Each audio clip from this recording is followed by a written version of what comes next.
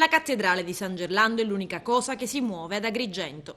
Questa è la frase provocatoria di denuncia tante volte pronunciata dal cardinale vescovo di Agrigento, Monsignor Francesco Montenegro, in questi 4 anni in cui l'antico Duomo è rimasto chiuso.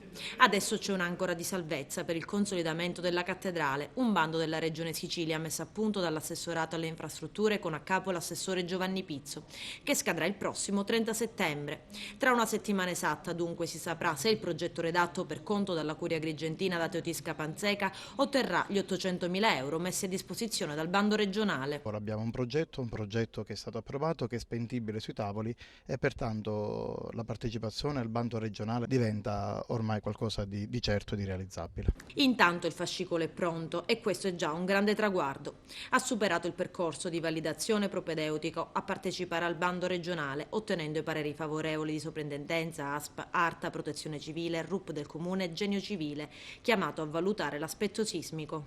e credo e spero che abbia i requisiti idonei per poter essere finanziato. E quando una chiesa viene a mancare ai parrocchiani è come quando manca la casa a lei o manca la casa a me. Se il progetto dovesse aggiudicarsi il bando, che come detto è di 800.000 euro, sarà l'Arcidiocesi ad aggiungerne altri 800.000 derivanti dall'8 per 1000. Solo dopo aver consolidato il Duomo si potrà procedere alla messa in sicurezza del costone sottostante con progetto e fondi della Protezione Civile regionale.